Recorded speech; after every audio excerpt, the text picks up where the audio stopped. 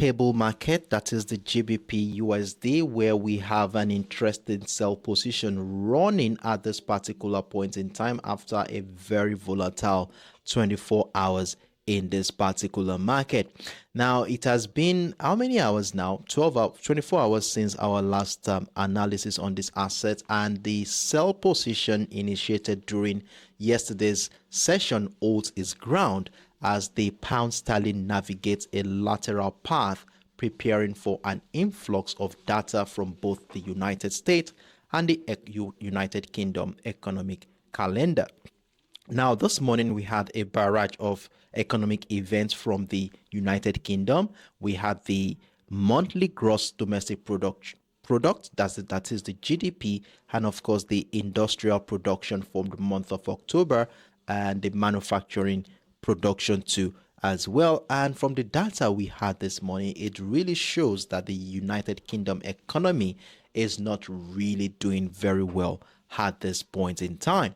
Now, additionally, Thursday, which is tomorrow, is poised for the Bank of England to maintain a hawkish hold, keeping interest rates steady at 5.25%. So this is what the majority in the market are looking forward to. Now, in anticipation of tomorrow, the market has been very choppy since the beginning of the week. Remember that we saw price action confined within a range during the first 12 to 13 hours of the week, as we saw price confined within the 1.2550 level and the 1.25350 area to give us an insight into the level of indecision at that particular point in time.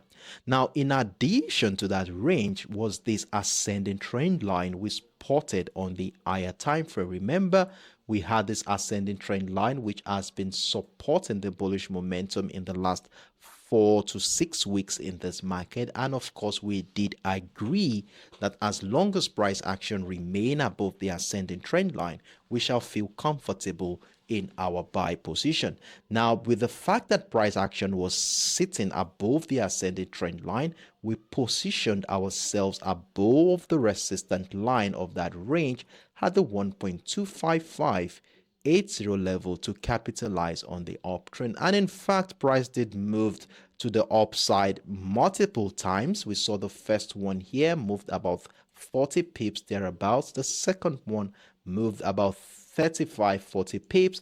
The third one moved, in fact it was more of buying from that area, but at every point in time it failed woefully as soon as price action tested anywhere between the 1.26 and 1.259 to emphasize the strength of the sellers at that particular zone in this market. So it was quite a very choppy start to the week. Then one thing we said here yesterday that ahead of the New York session is that if it so happens, due to the continued selling pressure from the zone, that price action drops and breaks down the ascending trend line, we do want to be getting ready to sell. So we saw price break down the ascending trend line, came back to retest the structure. If you have missed that, market was kind enough to come back, did a couple of consolidation, and it went all the way to the downside. And remember that we had this level, had the 1.255, this red line here,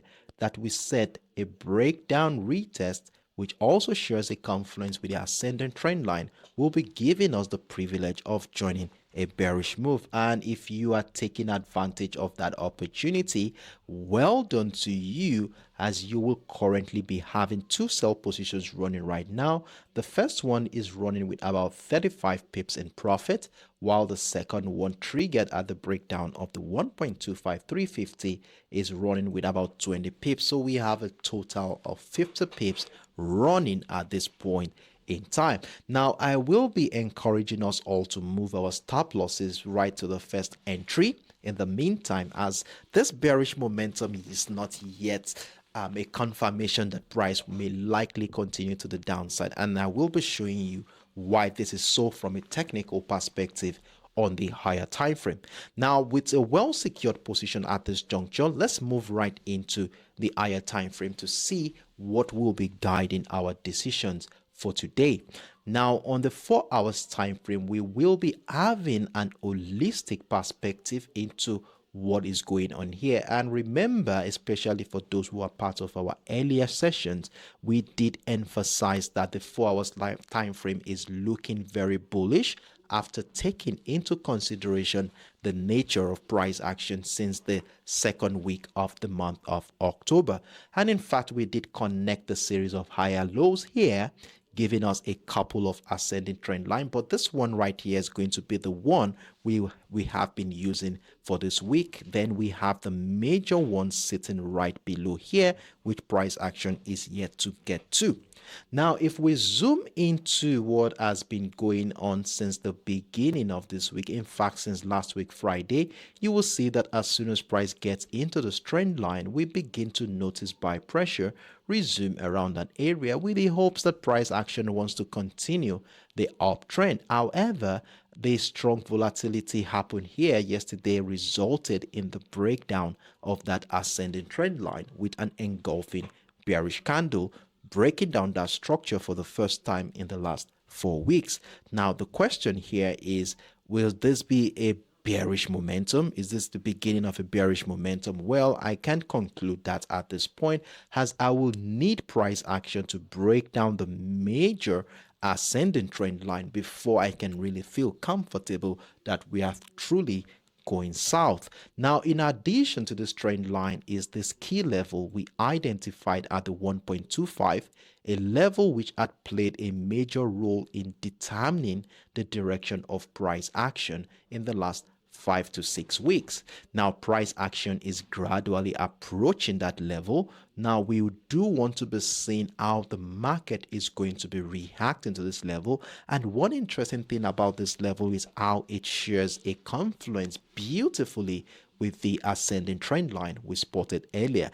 Now, if price action can break down the 1.25, it would also have broken down the ascending trend line to give us a confirmation that we are going to be good selling this particular asset. However, if buy pressure persists above the structure and we see a situation where price action transitions into a reversal pattern, maybe a double bottom structure, head and shoulder pattern, or whatever you have there, then this could be a confirmation that price is respecting the ascending trend line one more time to incite an uptrend continuation. So you can see that we are at a very crucial juncture in this market. Even though price has broken out of the first ascending trend line, is still not yet a confirmation that truly we are going to the downside yet. Now, with the information we have gathered here, let's scale down into the 1 hour time frame and let's go back to see what we have been saying here. Now, on the 1 hour time frame, look at what we have. Remember, this is the key level I was telling you about on the 4 hours time frame, which shares a confluence with that ascending trend line. And I did mention that a breakdown of the structure will be all we need to now feel comfortable that sellers will be dictating the pace in the nearest future. Now, looking at the structure closely since last week Friday, you will see how this area around the 1.25250 has been a buying niche in this market. Now, the same thing happened right here on Tuesday, that was yesterday, and then as soon as price got into the zone 2, we begin to notice some buy pressure around this area. Now, if this persists, for me, it is a sign that buyers are still very present in this market, which makes me not to negate the idea that buyers may still come in. And that is why I said that we are not really sure that these bearish buyers we're seeing right now may hold for a long time. And that is why I said a breakdown of this one will negate all ideas that buyers still have a say in this market. Now, if the buy pressure around the 1.25250 persists, well, I would need price action to break out of the supply zone that is between the 1.260 and the 1.259 before I can feel very comfortable buying the GBP USD, as a breakout of the zone would have taken out all the sell positions within this area. And in fact, you can see how this area had played a major role in negating all attempt by the buyers to break out of the structure. Yesterday's volatile move, you saw the same thing happen here as well. So I would feel very comfortable buying only at the breakout of this zone.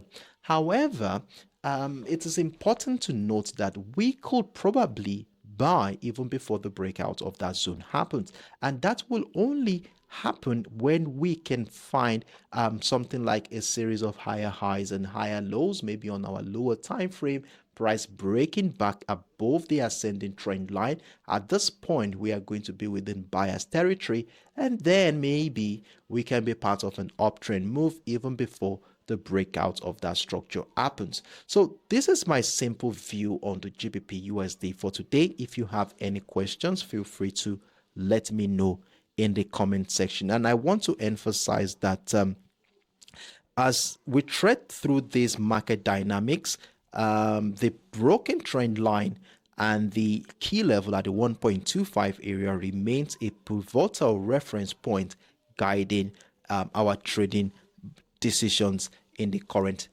trading landscape. So I encourage us all to mark out these levels on our chart, as we will be needing them as a reference point to guide our independent trading decisions for today.